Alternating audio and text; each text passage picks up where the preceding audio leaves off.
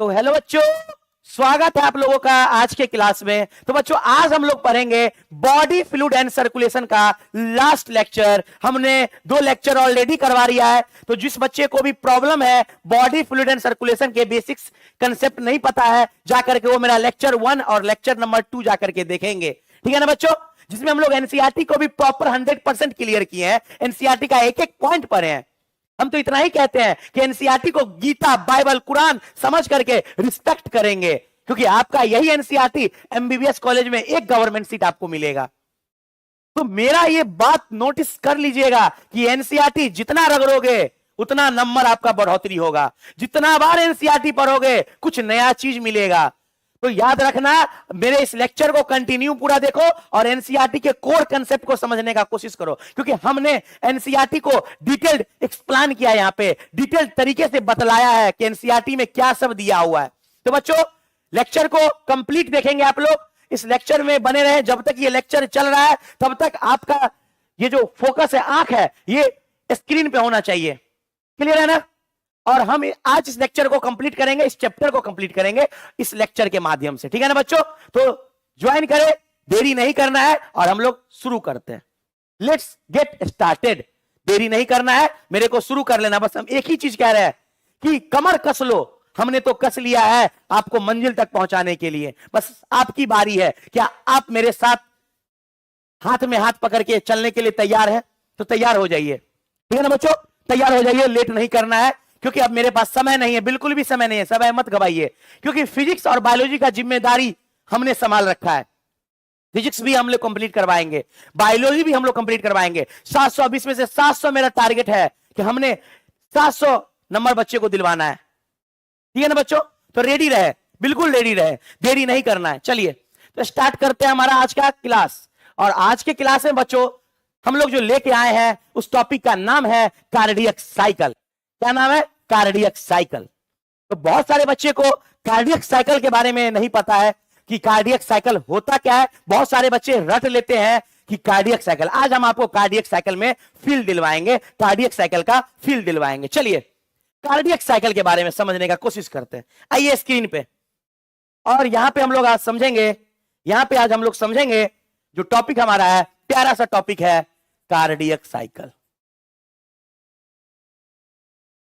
चलिए बच्चों, cardiac cycle को समझते हैं। देखो, हमारा जो हार्ट है वो बीट करता है। कितना बार बीट करता है सर? 70 से 75 बार। और एनसीईआरटी ने बोला है कि एवरेज जो है वो 72 बार हार्ट बीट करता है। हार्ट जो पंप करता है, हार्ट बीट करता है, वो एवरेज 72 बार करता है। ठीक है सर, ये भी समझ रहे हैं। जिस बच्चे को बेसिक नहीं पता है, जाकर के मेरा लेक्चर 1 और 2 देखेंगे कि हार्ट बीट कौन करवाता है, हार्ट बीट कैसे होता है, ऐसे नोड कितना बार सिग्नल जनरेट करता है, ऐसे नोड होता क्या है, नोडल टिश्यू होता क्या है। जिस बच्चे को भी नहीं पता है, जाकर के वो मेरा लेक्चर 1 और लेक्चर 2 बायोलॉजी का देखेंगे। चलिए कार्डियक साइकिल देखो। जो हमारा हार्ट है ना, हार्ट क्या है? हार्ट जो है ये पंपिंग मशीन है, पंपिंग ऑर्गन है। हार्ट क्या है? हार्ट पंपिंग ऑर्गन है। पंपिंग ऑर्गन का मतलब क्या होता है बउआ? पंपिंग ऑर्गन का मतलब हार्ट जो है ये बीट करता है। कितना बार करता है? 70 से 75 पर मिनट। 1 मिनट में 70 से 75 बार। मतलब एवरेज जो है, एवरेज जो हार्ट है वो बीट कितना बार करता है एनसीईआरटी के अकॉर्डिंग? 72 टाइम्स पर मिनट। 1 मिनट में 72 बार। और यही जो हार्ट बीट है, यही जो प्यारा नाम है हार्ट बीट, ये बराबर होता है 1 कार्डियक साइकिल के। मतलब क्या? मतलब अगर कार्डियक साइकिल आपसे कोई पूछ दे ना कि बतलाओ मेरे को कार्डियक साइकिल क्या होता है, किस चिड़िया का नाम है कार्डियक साइकिल, बोलोगे अरे सुनो, number of heart beat. Cardiac cycle मतलब नंबर ऑफ हार्ट बीट। एक हार्ट बीट एक कार्डियक साइकिल। इसका मतलब है एक हार्ट बीट, हार्ट धड़कता है, इसका मतलब है 1 कार्डियक साइकिल, सीसी। याद रखोगे ना यार? बोलो ना यार, याद रखोगे ना? 1 हार्ट बीट मतलब 1 कार्डियक साइकिल। ठीक है ना? तो याद रखना है। अब हम लोग आते हैं, सर इतना तो समझ गए, हार्ट बीट मतलब कार्डियक साइकिल। ठीक है सर। अब देखो एक्सप्लेन। देखो एक बात बताओ कि हमारा जो हार्ट बीट है, जो हार्ट बीट होता है, ये 72 बार एवरेज होता है ना, 72 टाइम्स पर मिनट। कितना होता है? पर मिनट। 72 टाइम्स पर मिनट, मतलब 72 बार एक मिनट में, 72 बार एक मिनट में हार्ट बीट होता है। तो एक बात बताओ, तो अगर मान लो हम लोग बोलेंगे एक बीट, तो पर मिनट मतलब 60 सेकेंड, 60 बटा 72 कट के आ जाएगा 0.8 सेकेंड। मतलब क्या? 60 सेकेंड में 72 बार, एक मिनट में 72 बार, तो एक बीट का टाइम कितना लगा? एक बीट का टाइम लगा इतना। क्योंकि सर देखो 72 बार बीट करेगा, 72 टाइम्स क्या करेगा? हार्ट बीट करेगा। ये बीट कौन करेगा? ये बीट आप करिएगा नहीं, आपका दिल करेगा, धड़कन करेगा, हार्ट करेगा बीट। तो एक मिनट में 72 बार, तो एक बीट क्या आता? 60 सेकेंड को डिवाइड कर दो 72 से, तो निकल के आएगा 0.8 सेकेंड। और यही तो कार्डियक साइकिल का टाइम है यार, यही तो वन कार्डियक साइकिल, यही तो एक कार्डियक साइकिल का टाइम है, यही तो एक कार्डियक साइकिल का टाइम है 0.8 सेकेंड। अब देखो क्लियरली हम आपको समझाने की कोशिश करते हैं, तो इतना तो हम जरूर जानेंगे कि आपको समझ में आया कि नहीं आया। मेरे को कमेंट कीजिएगा, मेरे को कमेंट कीजिएगा कि सर मेरे को बहुत अच्छे से समझ में आया। चलिए अब देखिए, इसको हम विजुअलाइज तरीके से देखेंगे। मान लो ये एक सर्कल है, मानो क्या सर्कल ही तो है। यहां पे हम इसको दो भाग में बांटते हैं, डायमेट्रिकल एक्सिस, एक ये पार्ट है। अब देखो जो हमारा कार्डियक साइकिल है ना, जो क्या है, वन,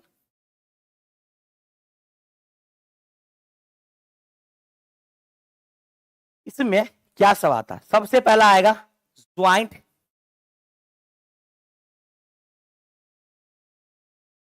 डायस्टोल, दूसरा नंबर में आएगा atrial systole,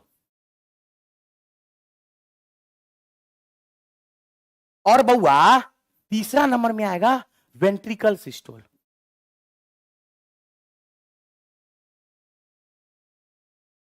ventricle systole, diastole, systole. देखो तो ये तीनों चीज आता है हमारा, ये तीनों चीज आता है हमारा कार्डियक साइकिल में। पहला आएगा ज्वाइंट डायस्टोल, फिर एट्रियल सिस्टोल, फिर वेंट्रिकल सिस्टोल। डायस्टोल का मतलब क्या होता है सर जी, कहीं बताइए ना। अरे रुको ना यार, डायस्टोल का मतलब होता है रिलैक्स स्टेट, आराम से मस्त से गोवा बीच में सोया हुआ है, कोई फिक्र नहीं है, रिलैक्स्ड है। सिस्टोल का मतलब होता है काम कर रहा है, मतलब कॉन्ट्रैक्शन। सिस्टोल का मतलब होता है कॉन्ट्रैक्शन। अब जैसे ही ये हमारा हार्ट बीट है, ये होगा 0.8 सेकेंड, 0.3 सेकेंड और 0.4, टोटल जोड़ो तो 0.8 सेकेंड हो रहा है ना। ये जो टाइम है, ये जो टाइम है यार, ये जो टाइम लिमिट दिया गया आपको, इसको यहां पे होगा एट्रियल सिस्टोल, एट्रियल सिस्टोल। और ये जो टाइम गैप है, ये वेंट्रिकल सिस्टोल। और ये जो टाइम है, ये है ज्वाइंट डायस्टोल। मतलब एट्रिया कॉन्ट्रैक्ट करेगा, एट्रियल सिस्टोल, वेंट्रिकल कॉन्ट्रैक्ट करेगा, वेंट्रिकल सिस्टोल, और दोनों ही रेस्ट करेगा, मतलब डायस्टोल।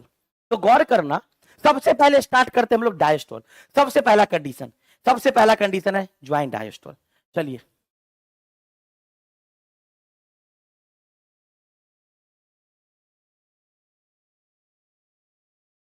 सबसे पहला कंडीशन है ज्वाइंट डायस्टोल। देखो ज्वाइंट डायस्टोल में बउआ क्या होता है कि हमारा जो हार्ट है, एट्रिया ऊपर वाला दो चेंबर, वेंट्रिकल नीचे वाला दो चेंबर, दोनों रिलैक्स होता है। मतलब जो ब्लड तो आता है यार, ब्लड तो आता है, एट्रिया से ब्लड वेंट्रिकल में भी जाता है, ए से ब्लड वी में जाता है, एट्रिया से ब्लड वेंट्रिकल में जाता है। और एट्रिया में कहां से आएगा? एट्रिया में ब्लड कहां से आएगा? वेन से। तो वेन जो है, वो जो वेन है ब्लड को, ये जो ब्लड है, ये ब्लड जो है, देखो ब्लड वेन के द्वारा, वेन या वेना कावा, वेन या वेना कावा, तो वेना कावा डीऑक्सीजनेटेड ब्लड, तो वेन या वेना कावा एट्रिया में ब्लड देगा, और एट्रिया से ब्लड वेंट्रिकल में चला जाएगा। इस कंडीशन में आसानी से कोई मेहनत नहीं करना है, आराम से आएगा एट्रिया में, सुरसुरा के नीचे चला आएगा वेंट्रिकल में, कोई मेहनत नहीं। मतलब जो 70% ब्लड का फीलिंग है, 70% लगभग ब्लड फीलिंग, 70% जो ब्लड का फीलिंग है वो ज्वाइंट डायस्टोल के टाइम पे हो जाता है। 70% ब्लड आ जाता है, 70% ब्लड का फीलिंग हो जाता है एट्रिया से वेंट्रिकल में नॉर्मली।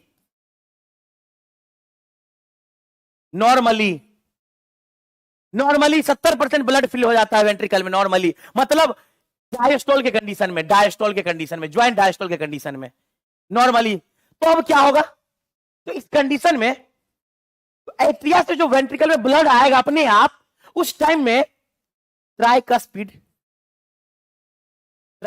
एंड बाइकस्पिड, जो ट्राइकस्पिड और बाइकस्पिड बल्ब जो होता है सेप्टम के पास, ये ओपन होगा। क्या होगा, ये ओपन होगा, ये ओपन होगा तब तो ब्लड आएगा यार, ये ओपन होगा। लेकिन इसी वक्त जो सेमी लूनार वल्व होता है, सेमी लूनार वल्व होता है, ये क्लोज्ड होता है, ये बंद होता है।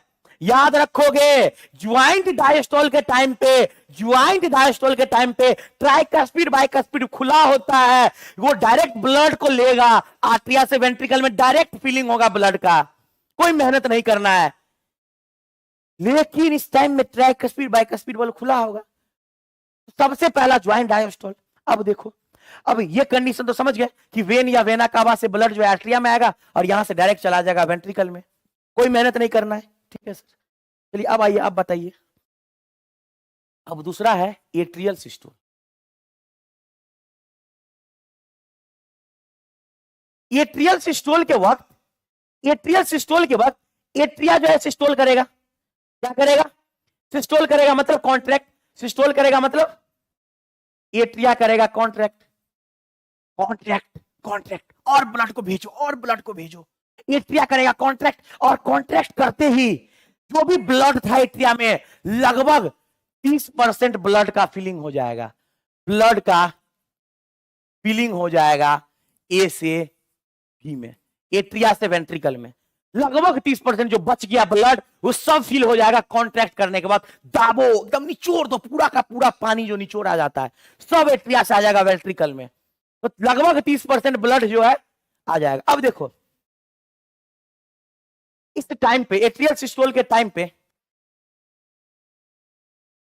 ट्राइकस्पिड एंड बाइकस्पिड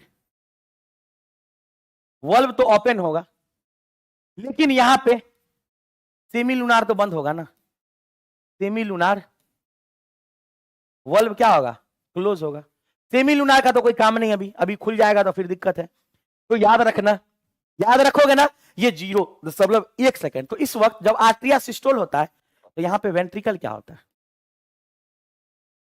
वेंट्रिकल होता है रिलैक्स्ड, एकदम रिलैक्स्ड, मतलब डायस्टोल।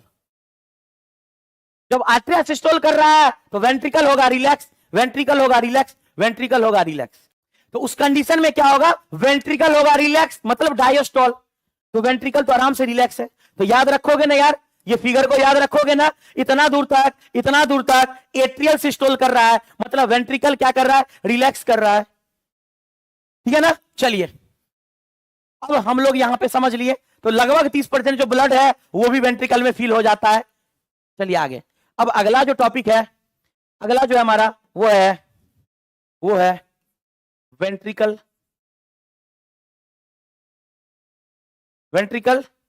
स्टोल।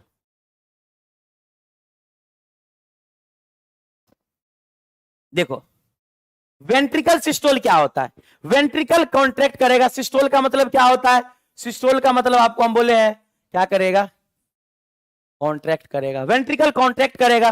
ठीक है सर, वेंट्रिकल कॉन्ट्रैक्ट करेगा। अब जब ये कॉन्ट्रैक्ट कर गया ना, तो क्या होगा सर, जब ये वेंट्रिकल कॉन्ट्रैक्ट करा, इस टाइम में एट्रिया जो है, एट्रियल, ये तो डायस्टोल है ना, मतलब रिलैक्स है ना, इसको कोई फिक्र ही नहीं है यार, ये रिलैक्स कंडीशन में आराम से सोया हुआ मस्त मगन में। चलिए सर, एट्रिया सिस्टोल है, लेकिन यहां पे जैसे ही वेंट्रिकल सिस्टोल शुरू हुआ, तो स्टार्टिंग जब ये हुआ,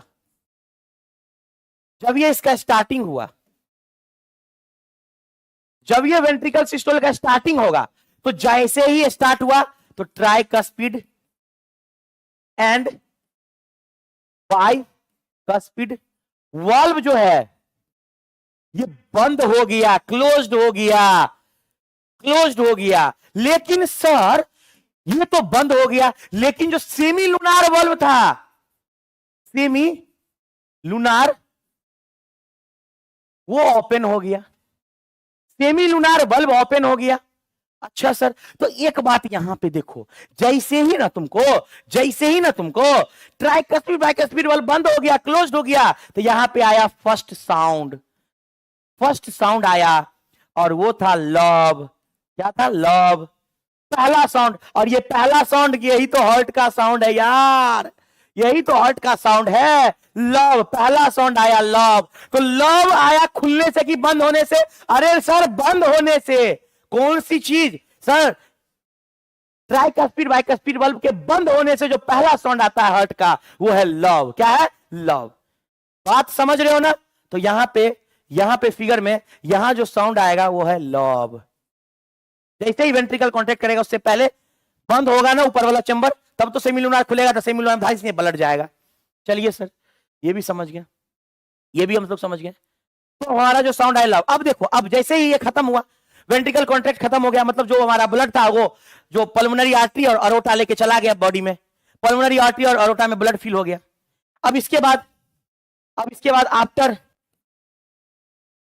आफ्टर वेंट्रिकल सिस्टोल, वेंट्रिकल जब सिस्टोल करेगा, अब ये चला जाएगा वेंट्रिकल डायस्टोल में। अब ये सिस्टोल हो गया आफ्टर वेंट्रिकल सिस्टोल, वेंट्रिकल जब सिस्टोल करना हो गया, अब ये चला गया डायस्टोल में। और एट्रिया तो डायस्टोल में था ही ना, तो इसी कंडीशन का नाम होता है जब एट्रिया, जब वेंट्रिकल अपना काम करके चला गया सोने के लिए रिलैक्स स्टेट में, उसी कंडीशन का नाम है ज्वाइंट डायस्टोल, उसी कंडीशन का नाम है ज्वाइंट डायस्टोल। क्लियर ना? आफ्टर वेंट्रिकल सिस्टोल क्या होगा? वेंट्रिकल का डायस्टोल। तो वेंट्रिकल सिस्टोल में क्या हुआ? ब्लड। वेंट्रिकल सिस्टोल में क्या हुआ? ब्लड जो था वो या तो चला गया पल्मोनरी आर्टरी में, और या तो चला गया ऑर्टा में। क्लियर है? ब्लड चला गया और बॉडी को प्राप्त हो गया। तो पहला जो साउंड आया लव आया। अब देखो, जैसे आफ्टर वेंट्रिकल सिस्टोल, जैसे वेंट्रिकल सिस्टोल खत्म, तो अब जो सेमीलुनार वाल्व खुला था बंद हो जाएगा। तो after ventricle systole, ventricle diastole शुरू होने से पहले, after ventricle systole ventricle diastole होगा, और यहां पे क्या होगा? सेमी लूनार वाल्व क्लोज हो जाएगा। और सेमी लूनार वाल्व क्लोज होने से दूसरा साउंड आएगा। जैसे ही सेमी लूनार वाल्व क्लोज हो गया, तो फिर से लिख देते हैं, सेमी लूनार वाल्व क्या हुआ? क्लोज्ड। और इस टाइम में आया सेकेंड साउंड, और ये साउंड किसका था? हार्ट का। सेकेंड साउंड किसका था? हार्ट का, और उसका नाम था डॉप या डॉप। क्लियर है? तो सेकेंड हार्ट बीट साउंड जो आया वो आया सेमी लूनार के बंद होने के कारण, और जो पहला आया वो ट्राइकस्पिड बाइकस्पिड के बंद होने के कारण। तो चलिए फिगर हम लोग यहां देख लिए थे, फिर से देखो।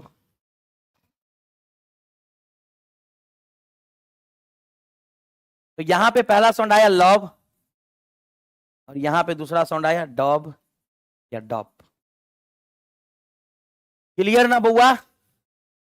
ये हमारा है ज्वाइंट डायस्टोल, ये आर्ट्रियल सिस्टोल, ये वेंट्रिकल सिस्टोल। क्लियर है ना? तो याद रखना है ये पूरा का पूरा कंडीशन। ज्वाइंट डायस्टोल कितने देर का होता है? 0.4 सेकंड का। ये कितने देर का? 0.8 सेकंड, 1 सेकंड का। और ये 0.3 सेकंड का। क्लियर है ना? तो ये हम समझाने वाले हैं, यही हमारा पूरा कार्डियक साइकिल, यही हमारा पूरा कार्डियक साइकिल। तो एक cardiac cycle, heart beat rate वही है, पल्स रेट भी मेजर कर सकते हैं, पल्स रेट भी उतना ही होगा। तो cardiac cycle heart beat rate के बराबर होता है। क्लियर है? तो ये हमारा टोटली जो एनसीईआरटी में कार्डियक साइकिल के बारे में बताया है। चलिए हम लोग एनसीईआरटी को खदोड़ते हैं। चलो बउआ देखो, यहां पे क्या है, 0.8 सेकंड पूरा कार्डियक साइकिल का टाइम है। 0.8 सेकंड में होता है आर्ट्रिया सिस्टोल। आर्ट्रिया जब सिस्टोल होता है तो वेंट्रिकल डायस्टोल होता है। तो अब 0.2 सेकंड किसका है, 0.2 सेकंड मतलब ये 1 सेकंड है ना, 1 सेकंड है ना, इस टाइम आर्ट्रिया सिस्टोल है। और वेंट्रिकल जो सिस्टोल करता है 0.3 सेकंड तक। तो इस वक्त आर्ट्रिया क्या करेगा, आर्ट्रिया रेस्ट में रहेगा, मतलब 0.2 सेकंड में आर्ट्रिया डायस्टोल करेगा। 1 सेकंड तक तो अपना काम किया। अब 1 सेकंड से लेके 3 सेकंड के बीच 0.3 सेकंड तक क्या होगा, यहां पे लिखा होगा देखो ना, कार्डियक साइकिल, ये आर्ट्रिया ब्लू वाला लाइन आर्ट्रियल डायस्टोल का, ब्लू वाला लाइन ये आर्ट्रियल डायस्टोल का है, ये आर्ट्रियल डायस्टोल का है ब्लू वाला लाइन, और बाहर वाला ब्लू वाला लाइन वेंट्रिकुलर डायस्टोल का है, याद रखोगे। तो समझ में आया कि नहीं आया यार, बोलो ना यार, क्लियर आ गया ना। तो वेंट्रिकल जब सिस्टोल करेगा आर्ट्रिया डायस्टोल करेगा, आर्ट्रिया जब सिस्टोल करेगा वेंट्रिकल डायस्टोल करेगा। तो सब कुछ फिगर है वही कार्डियक साइकिल। चलिए एनसीईआरटी में देखते हैं हम लोग, एनसीईआरटी को थोड़ा सा समझने का कोशिश करते हैं। ग्रंथ मेरा वही है, आ गए कार्डियक साइकिल। कह रहा है how does the heart function, heart function कैसे करता है। तो हार्ट के पास 4 चेंबर होता है इन रिलैक्स्ड स्टेट, और इसी का नाम होता है ज्वाइंट डायस्टोल।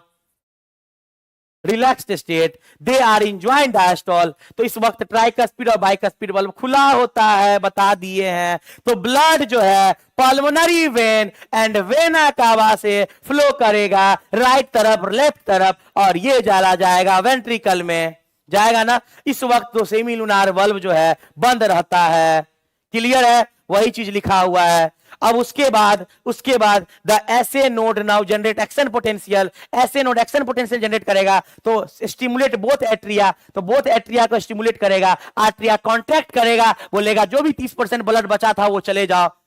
70% तो नॉर्मली चला गया, कुछ करना नहीं पड़ा। चलिए सर, वही चीज लिखा हुआ है वेंट्रिकल सिस्टोल, एक बार पढ़ लोगे आप लोग, इसको रीड कर लोगे, हमने समझा दिया है, टोटली एनसीईआरटी का लाइन है। तो याद रखना है यहाँ पे डाटा वाटा 30% देखो ब्लड सिस्टोल किया, ये वेंट्रिकल में गया बाय इतना कब गया, जब आर्ट्रिया सिस्टोल किया, जब आर्ट्रिया सिस्टोल किया। तो याद रखोगे एनसीईआरटी का ये पॉइंट है, डिट्टो पॉइंट तुम लोग पढ़ लोगे, कार्डियक साइकिल है। अब देखो ये हमारा हार्ट है, तो हार्ट में सबसे पहले सुपीरियर वेना कावा जो बॉडी के ऊपर पार्ट से ब्लड को लेके आता हार्ट तक, हार्ट के राइट भाग में, हार्ट के राइट भाग में और राइट आर्ट्रियम में, एट्रियम में लिखा हुआ देखो। अपर फ्रॉम अपर बॉडी को हम लोग बेस बोलते हैं, ऊपर वाले को, नीचे वाले को एपेक्स बोलते हैं हार्ट का। चलिए अब यहाँ पे राइट लंग्स है, राइट साइड है, उसके बाद पल्मोनरी वेन है जो क्या करेगा, पल्मोनरी वेन का क्या काम है, क्लियरली बताओ। पल्मोनरी वेन साफ ब्लड मतलब ऑक्सीजनेटेड ब्लड को लेके आएगा, कहां जाएगा लेके, ये जाएगा सर लेफ्ट एट्रियम में। चलिए सर,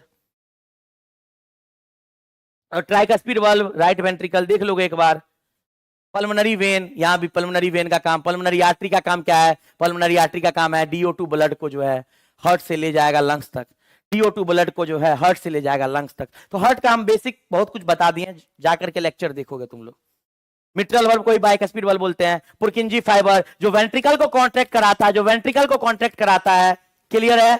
चलिए ये हमारा हार्ट का बेसिक सा डायग्राम है, चलिए आगे बढ़ते हैं। फिर से देखो, फिर क्या लिखा है, बैक फ्लो ना हो जाए, बैक फ्लो ना हो जाए, वेंट्रिकल जब कॉन्ट्रैक्ट करेगा तो ब्लड जो है, जो हमारा ट्राइकस्पिड बाइकस्पिड बल्ब खुला रहेगा तो ब्लड ऊपर चला जाएगा, इसलिए वो बंद कर देता है वेंट्रिकल कॉन्ट्रैक्ट होने से पहले स्टार्टिंग में ही। तो उस कारण से हार्ट बीट का पहला साउंड आता है जिसको बोलते हैं लव, क्या बोलते हैं, लव बोलते हैं। चलिए ये भी क्लियर हमारा है। तो एनसीईआरटी ने वही सब कुछ लिखा है, ज्वाइंट डायस्टोल मतलब रिलैक्स्ड स्टेट, दोनों जब रेस्ट करेगा तो क्या होगा, ज्वाइंट डायस्टोल। उस वक्त नॉर्मली 100 मतलब 70% ब्लड जो है एट्रियम से वेंट्रिकल में आएगा। चलिए तो हम लोगों ने इसको भी समझा, एक बार देख लोगे, एनसीईआरटी को रीड करोगे। वही सीक्वेंशियल इवेंट है, यहाँ पे कुछ डाटा है उसको देख लो। जैसे कि क्या लिखा है इसमें, कुछ डाटा हम बता देते हैं। कार्डियक साइकिल 0.8 सेकंड का होता है, याद रख लोगे, बतला दिए। उसके बाद each ventricle pumps out approximately 70 ml blood. तो हर एक वेंट्रिकल जो है कितना ml ब्लड पंप करता है, 70 ml blood, which is called stroke volume, उसी को हम लोग स्ट्रोक वॉल्यूम बोलते हैं। तो याद रख लोगे, क्या याद रख लोगे, ये पॉइंट को अच्छे से याद रख लोगे। क्या याद रख लोगे, चलो यहाँ पे देखो लिखा हुआ है, during during a cardiac cycle, एक कार्डियक साइकिल में ईच का मतलब एक वेंट्रिकल जो पंप करता है वो 70 ml ब्लड, और इसी को हम लोग बोलते हैं स्ट्रोक वॉल्यूम। याद रखोगे स्ट्रोक वॉल्यूम जो है अभी कितना है, इसमें ईच में 70 ml है एनसीईआरटी के अकॉर्डिंग, ठीक है ना। चलिए अब स्ट्रोक वॉल्यूम को अगर मान लो स्ट्रोक वॉल्यूम को मल्टीप्लाई कर देंगे हार्ट बीट रेट से, मतलब स्ट्रोक वॉल्यूम गुना हार्ट बीट रेट, यही ना कह रहा है। स्ट्रोक वॉल्यूम को हार्ट बीट से करेंगे तो कार्डियक आउटपुट देगा, तो ये क्या देगा, ये देगा कार्डियक आउटपुट। अगर आपसे कोई कार्डियक आउटपुट पूछे, स्ट्रोक वॉल्यूम याद रखोगे 70 ml है, इसको हार्ट बीट रेट से गुना कर दोगे तो आ जाएगा कार्डियक आउटपुट। क्या आ जाएगा, कार्डियक आउटपुट। क्लियर है। अब वही चीज तुम्हारा एनसीईआरटी दिया है, cardiac output can be defined as the volume of blood pump by ventricle per minute. जो वेंट्रिकल जो है 1 मिनट में ब्लड को पंप करता है वो है 5000 ml, मतलब 5 लीटर। क्लियर है। हेल्दी इंडिविजुअल का है, अनहेल्दी का नहीं, हेल्दी इंडिविजुअल। तो याद रखो कार्डियक आउटपुट क्या होता है सर, स्ट्रोक वॉल्यूम गुना heart beat rate cardiac output होता है। और कार्डियक आउटपुट क्या कह रहा है तुम्हारा एनसीईआरटी कि वेंट्रिकल 1 मिनट में कि ब्लड को जो पंप करता है वो है 5 लीटर, मतलब 5000 ml, तो वो हमारा होता है कार्डियक आउटपुट। चलिए हम लोग समझ गए सर, एनसीईआरटी का भाषा भी देख लिए, तो जो डाटा है उसको याद रखोगे। उसके बाद क्या लिखा है, the body has ability to alter the stroke volume. अब हमारा जो बॉडी है ना, हमारा जो शरीर है, इसमें स्ट्रोक वॉल्यूम चेंज करने की कैपेबिलिटी है, वही कह रहा है।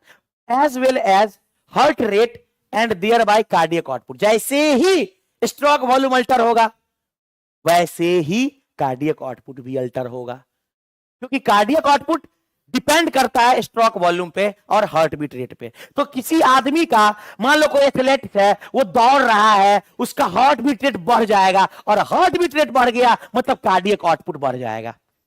होगा कि नहीं होगा यार, पर मिनट 72 बार होता है। कब, नॉर्मल हेल्दी पर्सन का जैसे दौड़ भाग करेगा उसका हार्ट बीट रेट बढ़ जाएगा, तो कार्डियक आउटपुट भी बढ़ सकता है। तो ये अल्टर करने का मैकेनिज्म है। चलिए तो याद रखना ड्यूरिंग ईच कार्डियक साइकिल, हर एक कार्डियक साइकिल में 2 साउंड मिलेगा सुनने को, एक लब और दूसरा डब। लब और दूसरा डब जो स्टेथोस्कोप से हम लोग मेजर करते हैं, जो डॉक्टर साउंड सुनता है वो होता है हार्ट बीट, और हार्ट बीट में 2 साउंड सुनता है, लब और डब, लब और डब। चलिए अब आइए, फर्स्ट हार्ट बीट साउंड लब है, और तुम लोग कमेंट करोगे फर्स्ट हार्ट बीट साउंड किस कारण से आता है। उसके बाद दूसरा जो है डब है, दूसरा जो है डब है, तो ये बताओ किस कारण से आता, बिना ये देखे। ये these sound are clinically diagnose significance, ये साउंड सुन के हम लोग पता लगा लगते हैं आदमी, ठीक है ना। पल्स रेट से भी हम लोग पता कर सकते हैं। चलिए तो हार्ट बीट पल्स रेट बराबर है, हार्ट बीट जितना पल्स रेट उतना कार्डियक साइकिल उतना। क्लियर है। चलिए बात मेरा यहां पे समाप्त होता है और हम लोग कार्डियक साइकिल को खत्म कर लेते हैं। अब नेक्स्ट हमारा टॉपिक है इलेक्ट्रोकार्डियोग्राफ। बहुत प्यारा टॉपिक है इलेक्ट्रोकार्डियोग्राफ। इलेक्ट्रोकार्डियोग्राफ होता है क्या है, ये एक मशीन का नाम है, ईसीजी मशीन का नाम है इलेक्ट्रोकार्डियोग्राफ। आपको लगेगा ये जो इमेज बनता है हम लोगों का वो है, नहीं, ये इलेक्ट्रोकार्डियोग्राफ एक मशीन है, ईसीजी मशीन को बोलते हैं। और इससे जो इमेज बनता है, इससे जो इमेज प्राप्त होता है हम लोगों को, उसको बोलते हैं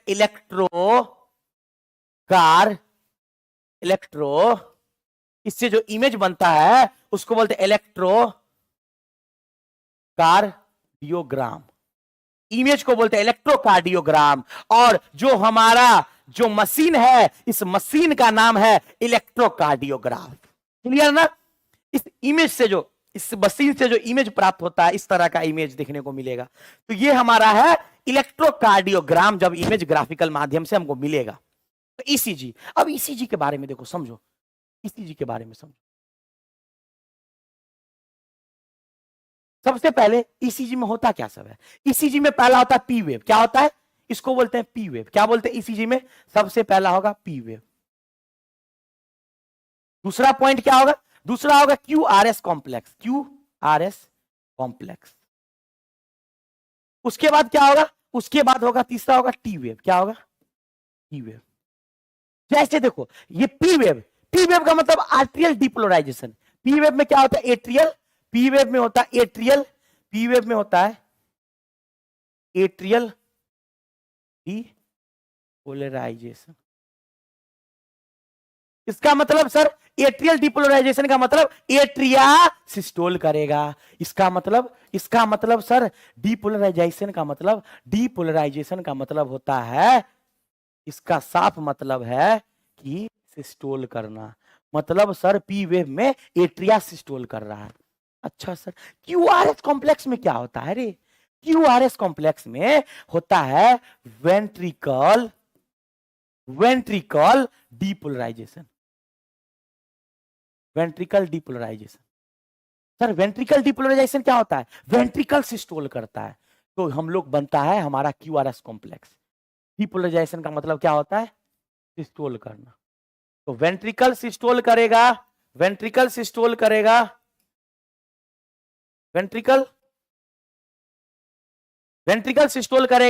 तो क्या होगा सर? Ventricle depolarisation. तो अब हम लोग हार्ट बीट काउंट गिन सकते हैं, हार्ट बीट रेट काउंट कर सकते हैं इस क्यूआरएस कॉम्प्लेक्स से, क्योंकि ये ग्राफ बड़ा बनता है। ये जो ग्राफ है ना, ये थोड़ा सा बड़ा बनता है। ये जो ग्राफ है ना, इस क्यूआरएस कॉम्प्लेक्स को, इस क्यूआरएस ये एस है, ये टी यहां पे ना, क्यूआरएस कॉम्प्लेक्स को गिन करके तुम हार्ट बीट रेट मेजर कर सकते हो, आदमी का हार्ट बीट कितना है। ठीक है ना? तो याद रखना। अब टी वेव में ज्वाइंट डायोस्टोल क्या है? ज्वाइंट टी वेव क्या है? क्या शो करता है टी वेव? जेडी। मतलब सर ज्वाइंट डायोस्टोल, तो ये शो करता है एलई, ज्वाइंट डायोस्टोल। तो याद रखना, टी वेव ज्वाइंट डायोस्टोल को शो करेगा, क्यूआरएस कॉम्प्लेक्स वेंट्रिकल डिपोलराइजेशन को शो करेगा, मतलब वेंट्रिकल सिस्टोल करेगा, और जो हमारा है पी वेव ये एट्रियल सिस्टोल, मतलब एट्रियल डिपोलराइजेशन। बात समझ में आ रहा है ना? तो यहां पे इस आर पे पहला हार्ट बीट साउंड आएगा, इस आर पे पहला हार्ट बीट साउंड आएगा, और उसका नाम होगा लव। क्या होगा? लव। क्योंकि वेंट्रिकल सिस्टोल स्टार्ट हुआ है, तो इस आर पे पहला साउंड आएगा, जिस साउंड का नाम होता है लव, मतलब पहला हार्ट बीट साउंड आएगा। जैसे ही ये खत्म होगा तो टी वेव शुरू हो रहा है, यहां पे पहला साउंड आएगा, उसको बोलते हैं डव। तो लव और डव दो हार्ट बीट साउंड आता है ईसीजी के माध्यम से, ऐसे पता चलेगा। चलिए सर, जिस बच्चे को भी स्क्रीनशॉट लेना ले सकते हो, हम फिर आगे हम चलते हैं। देखो ये ईसीजी तुमको प्राप्त होता है, ये ईसीजी तुमको जो है जाते होगे डायग्नोसिस करने के लिए, मतलब तुमको डायग्नोसिस करने डॉक्टर आते होंगे, तो वो तुमको ईसीजी करता है। अब देखो ईसीजी में हम लोग जैसे ईसीजी करवाते हैं ना, तो दोनों हाथ में एक लीड लगा देता है, लीड। तो 3 लीड, मिनिमम 3 लीड चाहिए, मिनिमम लीड जो है वो 3 गो चाहिए, 3 लीड चाहिए। 2 लीड एक इधर लगाता है, एक इधर लगाता है, ठीक है ना? कुछ लगा करके, जिसको जेलिस टाइप सब्सटेंस होता है उसमें लगा करके, और दोनों एंकल मतलब दोनों रिस्ट में, दोनों रिस्ट का मतलब दोनों उंगली, मतलब हाथ में, रिस्ट में 2 लगाता है, और एंकल में एगो लगाता है। एक एंकल में 2 गो रिस्ट में, इस दोनों हाथ में एक एक गो, और एगो एंकल में। तो याद रखना, तो ईसीजी प्राप्त होता है हमको, ईसीजी बन के निकलता है। इस फोटो को बोलते हैं इलेक्ट्रोकार्डियोग्राम। ग्राफ मत बोलना, ग्राफ मशीन का नाम है, इलेक्ट्रोकार्डियोग्राम इस इमेज का नाम है। इस इमेज ऐसे ही पता चलता है। और देख रहे हो एक चीज, ये जो जितना भी बड़ा बड़ा है, ये क्यूआरएस कॉम्प्लेक्स, ये जितना भी बड़ा बड़ा है, ये सब क्यूआरएस कॉम्प्लेक्स है। जितना भी बड़ा बड़ा तुमको दिख रहा है, ये सब क्यूआरएस कॉम्प्लेक्स है। जितना भी बड़ा बड़ा देख रहे हो, ये सब क्यूआरएस कॉम्प्लेक्स, तो ठीक है ना? तो याद रखोगे ना? तो याद रखना है कि जो भी तुमको दिख रहा है क्यूआरएस कॉम्प्लेक्स, उससे नंबर ऑफ हार्ट बीट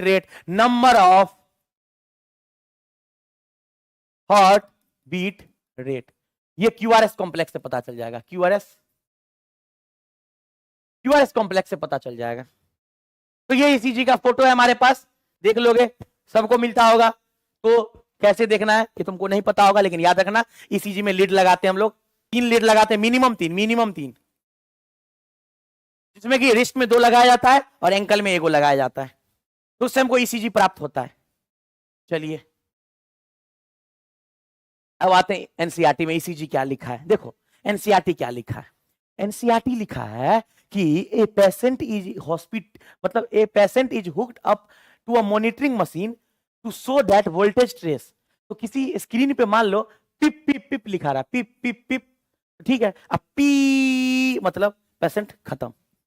तो पिप पिप पिप पिप अगर मशीन में हो रहा है मतलब वो अभी जिंदा है, लेकिन जैसे ही इसका साउंड चेंज हो गया पी मतलब वो खत्म। तो तुम लोग अगर डॉक्टर बनोगे तो तुम उस मशीन के सामने तुमको रखा जाएगा, तुमको देखा जाएगा और तुम उस चीज को डायग्नोसिस करोगे इस पेशेंट को क्या प्रॉब्लम है, इस पेशेंट ये पेशेंट अभी जिंदा है या खत्म हो गया। तो जिस पेशेंट को भी आईसीयू में रखा जाता है उसको इस मशीन के माध्यम से देखा जाता है कि उसका हार्ट बीट चल रहा है कि नहीं चल रहा है, पिप पिप पिप हो रहा है तो ठीक है। अगर जैसे ही पी मशीन शुरू कर दिया बनना, मतलब जैसे ही ग्राफ बनने में लाइन सीधा आ गया मतलब वो आदमी खत्म, अब नहीं बच पाया। तो ये एनसीईआरटी तुम्हारा लिख रहा है और वो चला गया कार्डियक अरेस्ट में, चला गया कार्डियक अरेस्ट में। तो याद रखोगे ना यार। तो मशीन इलेक्ट्रोकार्डियोग्राफ मशीन का नाम है, इस मशीन को बोलते हैं और इससे जो मिलता है वो है इलेक्ट्रोकार्डियोग्राम, इससे जो प्रेजेंट होता है इलेक्ट्रोकार्डियोग्राम। ठीक है ना बच्चों, याद रख लोगे ना यार। चलिए अब देखो यहाँ पे एनसीईआरटी में फोटो बनाया हुआ है, P wave, Q R S complex और टी वेव। तो ऐसे पिप पिप पिप। चलिए अब क्या है, patient is connected to, patient को कनेक्ट किया जाता है 3 इलेक्ट्रिकल लीड से, 1 टू ईच रिस्ट, दोनों हाथों में एक एक, और and to the left ankle, left side वाले एंकल में। ये राइट है, ये लेफ्ट साइड वाले एंकल में। क्यों ऐसा क्यों सर, हार्ट हमारा लेफ्ट की तरफ टिल्ट होता है। याद रखोगे लेफ्ट एंकल में क्यों सर, हार्ट हमारा लेफ्ट साइड की तरफ थोड़ा टिल्ट होता है, इस वजह से याद रखना लेफ्ट एंकल में लगाते हैं। तो इसलिए ये हमारा हार्ट के फंक्शन को देखता है ईसीजी के माध्यम से। यहां पे लिखा हुआ है पी वेव जो है रिप्रेजेंट इलेक्ट्रिकल एक्साइटेशन, मतलब डिपोलराइजेशन, मतलब आर्ट्रिया जो है वो सिस्टोल करेगा। बात समझ रहे हो। क्यूआरएस कॉम्प्लेक्स वेंट्रिकल डिपोलराइजेशन, मतलब सर सिस्टोल करेगा, कौन करेगा, वेंट्रिकल करेगा। बार बार ई लिखा रहा है, ई नहीं होगा, ठीक है ना, याद रखोगे। चलिए अब टी वेव वापस से रिपोलराइज हो रहा है, मतलब सर नॉर्मल स्टेट में आ रहा है, आर्ट्रिया भी वेंट्रिकल भी। इस कंडीशन को बोलते हैं ज्वाइंट डायस्टॉल। बात समझ में आ गया, क्लियर है। तो इसमें याद रखना क्या सब है सर, इसमें लीड जो है मिनिमम 3 गो लगाएंगे सर, दोनों हाथ में एक एक गो और लेफ्ट एंकल में एक गो, ठीक है सर। उसके बाद पी वेव का काम है क्यूआरएस कॉम्प्लेक्स से हम हार्ट बीट रेट काउंट कर सकते हैं, हार्ट बीट रेट काउंट कर सकते हैं। और नॉर्मल आदमी का जो है जो पिप पिप पिप साउंड आएगा मशीन में, लेकिन अगर वो कार्डियक अरेस्ट में चला गया तो साउंड आएगा पी, ठीक है ना। चलिए तो हम लोग इतना कुछ तो बहुत अच्छे से समझ गए। एनसीईआरटी को पढ़ना है यार, क्योंकि एनसीईआरटी का एक एक पॉइंट आपको नंबर दिला देगा। एनसीईआरटी का एक एक पॉइंट, क्योंकि एनटीए जो पेपर सेट करता है नीट का, उसको दिमाग में तो रहता है कि बच्चा एनसीईआरटी पढ़ेगा, लेकिन कहां से वो लाता है ये तुम सोचो ना। क्वेश्चन तो यहीं से फिट करता है, यहीं से सेट करता है, थोड़ा सा ट्विस्ट क्यों करता है कि तुम लोग फिर गलत कर बैठे हो क्वेश्चन में। तो उससे बचना है तो कंटिन्यूटी पूरा लेक्चर बना के देखोगे, क्योंकि एनसीईआरटी पढ़ने से पहले हम खुद अपना एक्सप्लेनेशन देते हैं कि इस चीज को बच्चे अच्छे से समझ पाए। चलिए अब हमारा नेक्स्ट है टॉपिक डबल सर्कुलेशन। आज चैप्टर को खत्म करना है किसी भी हाल में, और लास्ट टॉपिक है डबल सर्कुलेशन। डबल सर्कुलेशन मतलब सर जो हमारा हार्ट है, एक होता है सिस्टेमिक सर्कुलेशन, एक होता है पल्मोनरी सर्कुलेशन। डबल सर्कुलेशन मतलब सर, डबल सर्कुलेशन मतलब क्या सर, डबल सर्कुलेशन जो हमारा हार्ट है उसमें होता है सिस्टेमिक, सिस्टेमिक सर्कुलेशन, और एक होता है पल्मोनरी सर्कुलेशन।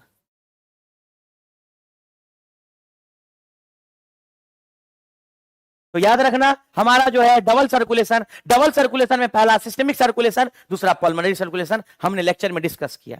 चलिए सर, तो ये जो सर्कुलेशन हो रहा है ये एक पाइप के माध्यम से, ब्लड वेसल्स जिसको बोलते हैं। तो ब्लड वेसल्स हमारे बॉडी में 3 प्रकार के हैं, आर्टरी, वेन और कैपिलरी। आर्टरी, वेन और कैपिलरी, यही तीनों जो आदमी है, यही तीनों जो पाइप है, ये ब्लड को सर्कुलेट करवाता है पूरे बॉडी में। तो चलिए आज हम इसके बारे में समझने का कोशिश करते हैं।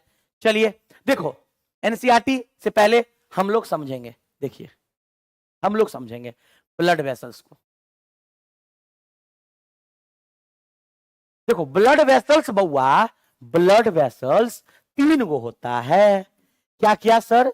पहला होता है आर्टरी, दूसरा होता है वेन, तीसरा होता है कैपिलरी,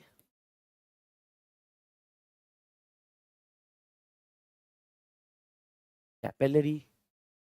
तो सर सबसे बड़ा वाल अगर सबसे मोटा है वो है आर्टरी, सबसे पतला वो है कैपिलरी। सबसे मोटा तो देखो ऐसा फिगर देखो, मान लो ये हमारा बना दें आर्टरी, एट्री बना आर्टरी, देखो तो सबसे बाहर वाला होता है, ये होता है टूनिका, टूनिका एक्सटर्ना,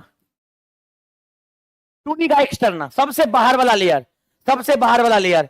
उसके बाद अंदर वाला लेयर सबसे मोटा होता है, इसको बोलते बीच वाला लेयर, ये होता है tunica media, tunica, tunica media, tunica media. ये मोटा लेयर होता है, ये मोटा होता है किसमें? एट्री में मोटा होता है। ये मोटा, ये किसका फिगर है? आर्टरी का फिगर है, ARTER, आर्टरी का फिगर।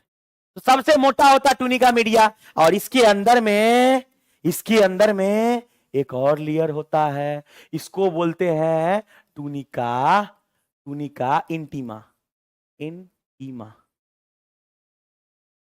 तो याद रखोगे कि नहीं याद रखोगे? सबसे बाहर वाला टूनिका एक्सटर्ना, फिर टूनिका इंटीमा, फिर टूनिका मीडिया। याद रखना ये चीज कि जो वेन है, ये वेन है, ये वेन है, वेन के अंदर, वेन के अंदर टूनिका मीडिया, वेन के अंदर, वेन के अंदर टूनिका मीडिया कम होता है किसके मुकाबले? कम किसके मुकाबले? आर्टरी के मुकाबले। आर्टरी का जो है वो टूनिका मीडिया, आर्टरी का जो है टूनिका मीडिया ये ज्यादा होता है, ठीक है ना? तो याद रखोगे ना? लेकिन कैपिलरी में, कैपिलरी में, कैपिलरी में ना होता है टूनिका एक्सटर्ना और ना होता है टूनिका मीडिया। तो कैपिलरी बहुत ही पतला है, थिन है। तो क्लियर है? तो कैपिलरी में ना होता है टूनिका एक्सटर्ना, ना होता है टूनिका मीडिया। चलिए हम लोग आते हैं एनसीईआरटी को पढ़ते हैं, हमारा गीता, हमारा बाइबल, हमारा कुरान। तो देखो ब्लड वेसल्स में होता है बेसिकली आर्टरी, वेन, और इसमें 3 लेयर होता है, टूनिका इंटीमा, सबसे अंदर वाला लेयर टूनिका इंटीमा, उसके बाद सबसे बाहर वाला लेयर टूनिका एक्सटर्ना, और सबसे बीच वाला लेयर टूनिका मीडिया। देखो क्या हम यही लिखाए थे? Tunica media, tunica intima, tunica externa. मोटा लेयर अगर टूनिका मीडिया बहुत मोटा है मतलब वो आर्टरी है, अगर टूनिका मीडिया पतला है मतलब वो वेन है, अगर है ही नहीं मतलब वो कैपिलरी है। क्लियर है ना? सवाल पूछा जाएगा आप लोगों से तो आप लोग बता दीजिएगा बहुत तरीके से। तो थिक कौन होता है अगर थिक के मुकाबले में बोला जाए? थिक है, कौन है थिक? थिक है आर्टरी, आर्टरी थिक होता है। थिन कौन है सर? थिन कैपिलरी है, थिन कैपिलरी है। याद रखोगे, माइंड में सेट रखोगे। चलिए आते हैं हम लोग, तो ये हम लोग देख लिए एनसीईआरटी में पॉइंट। चलिए आगे क्या लिखा हुआ है देखो। तो सबसे पहली बात, आर्टरी का काम क्या है सर? ऑक्सीजनेटेड ब्लड कैरी करता है, ऑक्सीजनेटेड ब्लड। और वेन का काम है सर डीऑक्सीजनेटेड ब्लड। लेकिन एक एक्सेप्शन है, पल्मोनरी आर्टरी गंदा blood, pulmonary artery deoxygenated blood, और पल्मोनरी वेन ऑक्सीजनेटेड ब्लड। बस ये थोड़ा सा डिफरेंस है, ठीक है ना? इस लाइन को एनसीईआरटी को रीड करोगे, रीड करोगे प्रॉपरली। हमने सब कुछ बतला दिया है, हमने सब कुछ बतला दिया है। एक बार अच्छे से पकड़ोगे, आर्टरी, आर्ट्रियोल्स बनाता है सबसे छोटा और कैपिलरी है। तो the carried network of artery, arterioles और कैपिलरीज, ठीक है ना? कैपिलरीज आपको पता आर्टरी है, और आर्टरी से भी छोटा आर्ट्रियोल्स होता है, और आर्ट्रियोल्स जाकर के किसमें बनता है? कैपिलरी। और इधर वेन है, वेन्यूल्स, और फिर कैपिलरी। तो वेन का कैपिलरी मिलता है आर्टरी के कैपिलरी से। इसी प्रोसेस को पूरा जो हम लोग पढ़े थे लिम्फेटिक सिस्टम में, पढ़े थे कि नहीं पढ़े थे यार? पढ़े थे ना? इधर से ऑक्सीजनेटेड ब्लड आएगा, डीऑक्सीजनेटेड जाएगा। बात समझ रहे हो? चलिए सर बिल्कुल समझ रहे हैं। तो याद रखना आर्ट्रियोल्स आर्टरी से भी छोटा होता है, और उसके बाद कैपिलरी में बदल जाता है। तो आर्टरी कैपिलरी पे खत्म होता है, वेन कैपिलरी से शुरू होता है। चलिए सर, हम लोग देख लिए हैं, यही हमारा डबल सर्कुलेशन। फिगर देखो, एनसीईआरटी का फिगर है, बहुत प्यारा फिगर है। यह पल्मोनरी वेन साफ blood, pulmonary vein oxygenated blood carry करेगा, हार्ट को लेके आएगा, हार्ट तक। और डोर्सल अरोटा, अरोटा मतलब आर्टरी, मतलब ये ऑक्सीजनेटेड ब्लड हार्ट से ले जाएगा बॉडी तक। अब देखो, ये जो अंदर वाला पार्ट होता है इसको बोलते हैं लूमेन। क्या बोलते हैं? लूमेन। सबसे पतला लूमेन किसका है? आर्टरी का है। क्यों? मोटा होता है आर्टरी, उसका जो टूनिका मीडिया है बहुत मोटा होता है वेन के मुकाबले। तो याद रखना, आर्टरी का लूमेन छोटा होता है, वेन का लूमेन बड़ा होता है। चलो, ये हम लोग समझ में आ गया। कैपिलरी में तो तुमको पता है कुछ भी नहीं होता, बस एक टूनिका इंटीमा होता है जो अंदर वाला लेयर है, इसलिए डिफ्यूज कर आसानी से इसमें से न्यूट्रिएंट्स गैसेस का एक्सचेंज हो जाता है। ठीक है ना? ये पल्मोनरी आर्टरी है जो क्या करेगा? डीऑक्सीजनेटेड ब्लड को कैरी करेगा। वेना कावा क्या करेगा? डीऑक्सीजनेटेड ब्लड को कैरी करेगा। तो ये सारा फिगर हम बहुत अच्छे से डिस्कस कर लिए, ठीक है ना? चलिए बच्चों, तो हम लोग इसको समझ चुके हैं, अब आता है हमारा रेगुलेशन ऑफ कार्डियक एक्टिविटी। अब हम लोग इसमें पढ़ेंगे डिजीज के बारे में, हमारा हार्ट कैसे काम करता है। तो क्या लिखा हुआ है? Normal activity of heart regulated intrinsically, that is auto regulated. मतलब जो हार्ट है वो ऑटो रेगुलेटेड है, ऑटो रिदमिक है, मतलब खुद कॉन्ट्रैक्ट करता है, क्योंकि उसका जो कुछ मसल्स है, जो हार्ट का मस्कुलर टिश्यू है, वो कन्वर्ट हो जाता है स्पेशल टाइप में, जिसको बोलते हैं नोडल टिश्यू। क्या बोलते हैं? Nodal tissue. चलिए सर, अब इसमें सेंटर क्या लिखा हुआ है? A special neural centre in the medulla oblongata can moderate the cardiac function. जो कार्डी का फंक्शन है, जो हार्ट बीट रेट का जो कंट्रोल कर रहा है, वो हमारे ब्रेन के सेंटर मेडुला ऑब्लंगेटा के पास होता है। ठीक है ना? तो special neural centre in the medulla oblongata जो मॉडरेट करता है कार्डियक फंक्शन को। अब आइए, थ्रू ऑटोनोमिक नर्वस सिस्टम। मतलब देखो, ऑटोनोमिक नर्वस सिस्टम सिंपैथेटिक और पैरासिम्पैथेटिक का पार्ट है। मतलब ऑटोनोमिक नर्वस सिस्टम जो है, इसका दो पार्ट है, एक पैरासिम्पैथेटिक और एक है सिंपैथेटिक। इसका मतलब पैरा, यहां पे लिखा हुआ है सिंपैथेटिक, एक पैरासिम्पैथेटिक ऑटोनोमिक, मतलब लिखा हुआ ना ऑटोनोमिक, और एक है सिंपैथेटिक, तो दो तरह में बटा हुआ ऑटोनोमिक नर्वस सिस्टम, दो पार्ट में बटा हुआ है, एक पैरासिम्पैथेटिक, एक सिंपैथेटिक। अब देखो एनसीईआरटी का वर्ड क्या लिखा हुआ है, तो क्या कह रहा है? A neural signal through sympathetic nerve जो है, एएनएस का भाग ही है, जो कि इंक्रीज कर देता हार्ट बीट बढ़ा, काम किसका है? Sympathetic nervous system. Heart beat घटा, काम किसका है? Parasympathetic nervous system. तो याद रखोगे ना, ये किसका भाग है? ऑटोनोमिक नर्वस सिस्टम का भाग है, हमारे ब्रेन में मेडुला ऑब्लंगेटा होता है, उसका हिस्सा है। चलिए सर, और सिंपैथेटिक नर्वस सिस्टम जो है, ये डिक्रीज करता है हार्ट बीट के रेट को। चलिए, हम लोग समझ गए सर, तो ये पढ़ लोगे एक बार। अब आते हैं डिसऑर्डर ऑफ सर्कुलेटरी सिस्टम। मतलब जो सर्कुलेटरी सिस्टम है, इसमें जो है डिसऑर्डर, तो सबसे पहला डिसऑर्डर तुम्हारा एनसीईआरटी जो दिया है वो है हाइपरटेंशन। क्या दिया है? हाइपरटेंशन मतलब हाई ब्लड प्रेशर। तो याद रखना, नॉर्मल ब्लड प्रेशर होता है 120/80, मतलब 120 है सिस्टोलिक ब्लड प्रेशर, ये है systolic, SYSTOLIC systolic blood pressure, और 80 जो है ये है डायस्टोलिक ब्लड प्रेशर। तो 120/80 नॉर्मल होता है किसी भी आदमी का। नॉर्मल ब्लड प्रेशर तुमसे कोई पूछेगा तब बोलोगे 120/80, 120/80, 120 है सिस्टोलिक ब्लड प्रेशर और 80 है डायस्टोलिक ब्लड प्रेशर। क्लियर है ना? तो याद रखोगे। अब इससे ज्यादा अगर है तो हाइपरटेंशन, हाई ब्लड प्रेशर, इससे कम है तो लो ब्लड प्रेशर। क्लियर है? तो देख लो, 80 mmHg डायस्टोलिक है, और सिस्टोलिक और डायस्टोलिक 120/80 नॉर्मल होता है तुम्हारे एनसीईआरटी के अकॉर्डिंग। अगर 140/90 हो रहा है, मतलब ओवर हो रहा है, तो ये चीज हमारा हाई ब्लड प्रेशर का केस है। ठीक है ना, बीपी बढ़ गया, बीपी घट गया। चलिए, तो आगे हम आते हैं कॉरिनरी आर्टरी डिजीज, जिसको बोलते हैं CAD disease, CAD, CAD disease, coronary artery disease. इसमें कंडीशन याद रखना, एस्थ्रोस्क्लेरोसिस। ये क्या होता है सर? ये ब्लड वेसल्स में ब्लड का सप्लाई को जाम हो जाता है, ब्लड सप्लाई जाम हो जाता है। क्यों सर? जो ब्लड वेसल्स है उसमें कोलेस्ट्रॉल का लेवल बढ़ जाता है, तो ब्लड जो है, मान लो पाइप इतना मोटा है, ये पाइप है, इसमें कोलेस्ट्रॉल का लेवल बढ़ गया तो ब्लड सप्लाई कम हो जाएगा, जो हार्ट तक ब्लड जो पहुंचेगा ये लेस इफिशिएंटली, तो इसको मतलब क्या डिजीज। देखो, डिपॉजिट हो जाता है, it cause deposit of calcium, fat, cholesterol, fibrous tissue which makes the lumen artery narrow. जो आर्टरी का ल्यूमेन है, एक तो ऐसे ही पतला है और पतला हो जाता है, एक कौन सा है, ये कोलेस्ट्रॉल या फैट डिपॉजिट होने के कारण।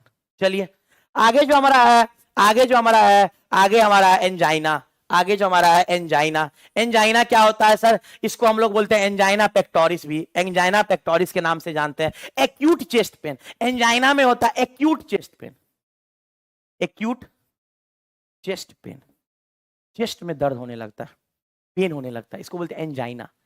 एंजाइना तो ये मिडिल एज एंड एल्डरली बीमारी है ये। Man and women in any age. Angina can occurs man in women any age, लेकिन मोर कॉमन जो है वो है मिडिल एज, या it occurs due to condition that effect blood flow. वही कंडीशन, ब्लड फ्लो में अगर रुकावट है, ब्लड फ्लो अगर सही से नहीं है, तो ब्लड फ्लो के कारण ये भी बीमारी होता है एंजाइना। पहला तो है सीएडी कैट डिजीज, दूसरा एंजाइना। तो व्हेन इसको पढ़ लोगे। चलिए नेक्स्ट हमारा है हार्ट फेल्योर। देखो, हार्ट फेल्योर, कार्डियक अरेस्ट, इसमें क्या अंतर है? हार्ट फेल्योर मतलब हार्ट फेल हो गया। कैसे फेल हो गया सर? तो अपना काम करने से। उसका काम क्या था सर? ब्लड पंप करना। तो ब्लड अगर वो पंप नहीं कर पा रहा है किसी कारणवश, तो हार्ट हो गया फेल, हार्ट हो गया फेल्योर। तो देखो, heart failure means state of heart when it is not pumping blood effectively enough to meet. मतलब जितना चाहिए बॉडी को उतना ब्लड नहीं मिल पा रहा है, उतना हार्ट सप्लाई नहीं दे पा रहा है, तो हार्ट फेल हो गया, अपने काम से चला गया। लेकिन आदमी तो जीवित रहेगा ना, ये तो हम ठीक करवा सकते हैं ना, ठीक कर सकते हैं। तो याद रखना, बिकॉज वही चीज है, the main symptom of this disease, क्या क्या सिम्टम्स है? तो पहला है congestion of the lungs sometimes. तो याद रखना हार्ट फेल्योर का कारण क्या होता है।